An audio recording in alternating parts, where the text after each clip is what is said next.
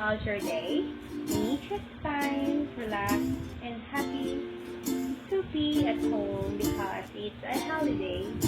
So now, we are going to make a DIY coin bank.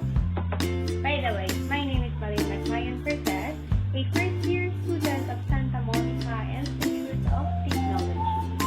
So now, as I stated, we are going to make a DIY coin bank using a recyclable materials that we just found at home. So for me, I'm gonna use this empty can of milk and this use colored paper. I also have a knife, a sticker, and other things that I am going to use. So without further ado, let's get started and I'll be back soon.